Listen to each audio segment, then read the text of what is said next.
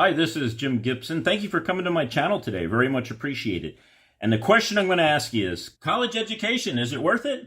Let's dive in and look at some of the details there and some of the things that you should be aware of before you even go down that path. First, I'm going to give you a little bit of background about myself. I have 2 degrees. I have an undergrad and I have a graduate degree. And so I have experience in this area. Now, my experience is kind of a couple decades ago, and a lot of things have changed. But I also spent the last 20 years as an elected official in the public school system, where I had to interface not only with K-12 teachers and administrators and things like that on a regular basis. I know it was a big school district, $250 million budget, 25,000 students, but also dealt a lot with the colleges and universities that are in our area. I had to talk to professors there, had to talk to administrators, had to see what they were doing, things like that. So I consider myself to have more than average insight into the college student that is normally out there. One of the things I did do was I did get interns from the local community college in the computer department. So these were students who were going full-time to the college, everything else. And what I would do is I would bring them in and I would pay them, but I'd give them flexible hours, and then I would assign them to a senior technician. Now, the reason why I would hire these individuals was that I knew that they had a sincere interest for the computer science, for IT, things like that. And so I could hire them at the end of a year or two at community college. I didn't care about the degree. I just knew their motivations. So I could hire them at the end of community college, and or hire them full-time even before that. And I already knew what type of person they were, how their work ethics and everything else. But they would hang out, or they would be assigned to a senior technician who would take them out in the field, and they would help the senior technician. It'd be a helper. And, the technician would show them what they needed to do, would tell them what the information that they needed and how to react to customers, how to, greet customers, how to program different systems, things like that, and learn different products. A lot of them, you don't know any products, they're learning about RJ45s. Well, there's a lot of different types of RJ45s and cabling that needs to be done. So they would learn cabling and they would learn systems and things like that. And it was good for them. And it was also good for me, because at the end of the time, I could say whether or not I wanted to keep this person. Whether or not they had talents in the computer or IT field. Premium. I'm not going to pay you more than someone else. And I may not even hire you. But if someone came to me, and I had this one guy come to me, he was in high school still, and he says, I got my Cisco certification, the basic one, the first one, and he says, I would love to work for you. Now he looked like he was just 13 years old. When I looked at him, I looked at the certificate. Yeah, he passed his Cisco test. That was fantastic. That's not easy, especially for someone that's only 17 or 18 years old. And I thought, do I really want to hire someone that's pretty much underage? He may have been 17 at the time. But at the same time, he impressed me. And he impressed me with the fact that he took one of the hardest certifications out there, the Cisco Certification. And it was the first one. So, it's a basic one, but it teaches you all about networks and everything else. I mean, this is pretty good. This is a lot of motivation. And shows intelligence at the same time that he's able to do this. And he did it on his own. I mean, he didn't go to school for it. He didn't go to the local community college to take 5 years to get one certification if they want to take the test type of thing. So I was really interested in this, but I thought, he's kind of young. So I said to him, this is fantastic. I'm impressed there. And I'm impressed what you did, but I'm going to ask you a question here. I need actually certifications in Cisco Voice. So come back when you get your certification in Cisco Voice. And he left, and I thought, he's a good kid. I might call him in 6 months after he's done high school or whatever it is he's doing. But I doubt he'll be back here. And I would say about 6 weeks later, that dude came back, and he had his certification in voice. And I thought, I owe this kid an opportunity, a chance to work for me. And so I hired him. And guess what? I hired him with a premium because he had the 2 certifications. He had CCNA Voice. I needed CCNA Voice, because we were putting in a lot of Cisco systems. And he was one of my best hires. He was a fantastic guy, turned into a fantastic adult, and he did a fantastic job for me. But that gives you an idea. I didn't care if he even finished high school. I cared the fact that he had motivation to take these 2 certifications that were and I tell you the truth, I would have hired him with the first one, because the first one was also significant. But the fact that I pushed him away. And I don't know why I did that. Today, I probably would have hired him, even at 17. But the fact that I pushed him away and said, you come back when you have voice certification, CCNA voice. And that's what he had. He had a CCNA. I wanted CCNA voice. And I was impressed that he got a CCNA, but man, he came back with that voice, and that really impressed me. He was a great hire, great attitude, handled customers fantastic. And I know who he is, and I know he's moved on, and he's doing absolutely fantastic in IT today.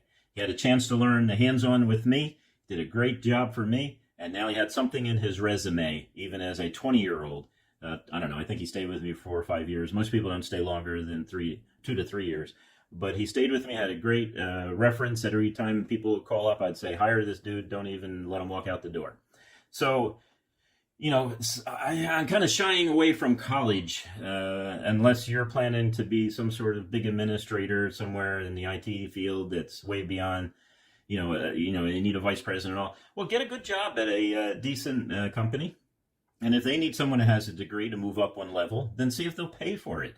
When I worked for Burlington Air Express before I started my business, I was a senior communications analyst, and they offered they said, look, if you go to school, we'll pay for it. And I thought, I'm not going to miss that. That's a great deal. So I went, I would say 2 or 3 nights a week to UC Irvine, and ended up with a lot of classes. I didn't go for a degree because back then they did not offer degrees in this area. Now they do, of course. But my business my employer was very kind to me to offer me that. So if you're thinking of going to college, you may want to think about working for a big corporation first in the IT department, and learn the basic stuff. Listen, pull it in, do your self-study, get some certifications, and then to see if they'll pay your way to go to college. There's one other thing you could also do, which I did, which worked for me absolutely great and works for a lot of people in this area, and that is go into the military. I went into the Marine Corps. And when I was in the Marine Corps, after I did all my officer training stuff and I was commissioned and everything else, they said, you can do A, B, C, or D. And one of them was communications officer, which back then it was an IT officer. He did all your IT stuff. And I said, well, drive a tank. That sounds cool. Yeah. Be an infantry officer. I'd love to be an infantry officer. But I thought to myself, they're going to train me in IT. That's what I think is more valuable. I want to invest in myself. So I decided to become an IT officer, communications officer, they called it back then. And that's what I went ahead and did. The next point is, what are your goals? What do you plan to do in life?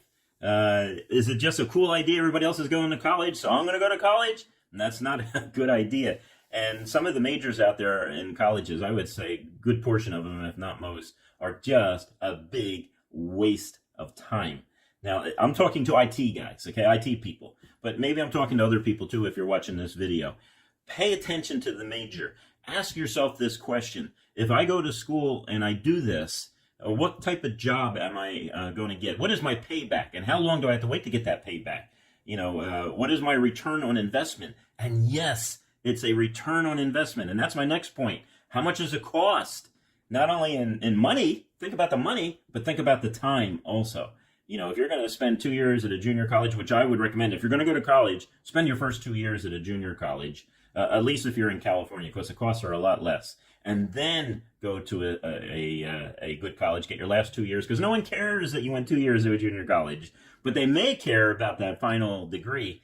To me, no, I wouldn't care. And I think most people who hire people in IT don't care what your degree is.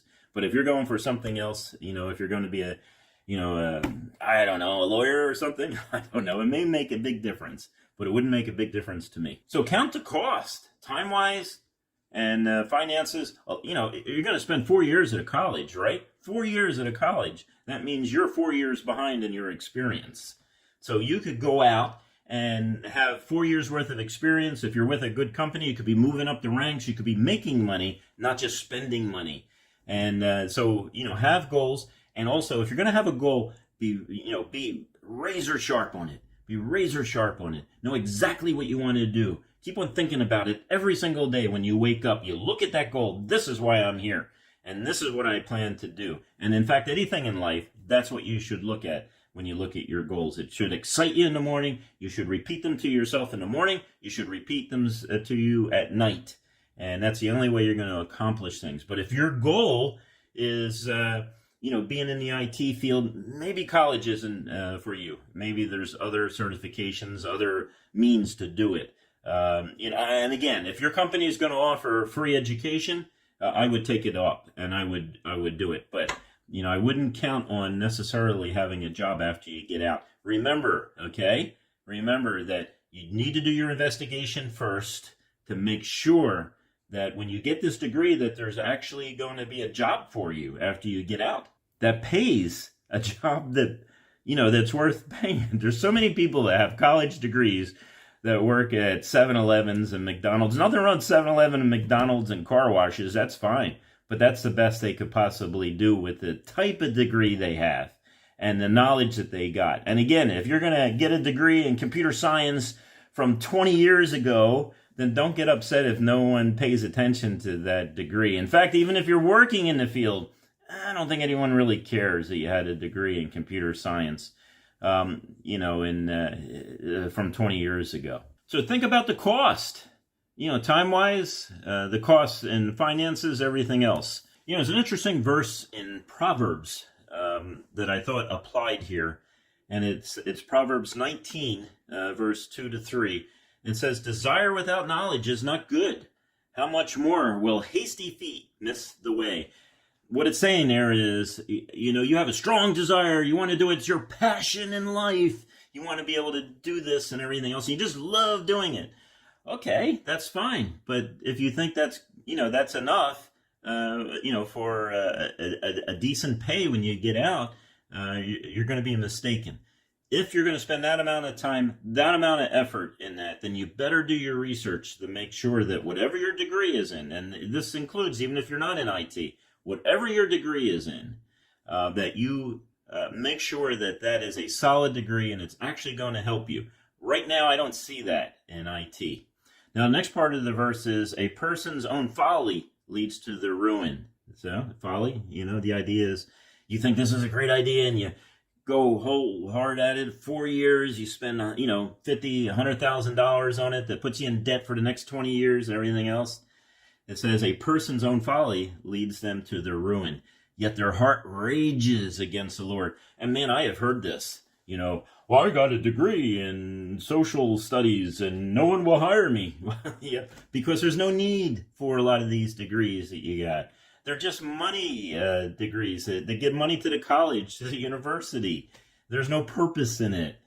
So one of the first questions you should ask if you're still going to go to college, especially in computer science, is find out if it's really needed. Find out if this is a degree that will help you. Don't forget, there are alternatives, as I already discussed a couple of them.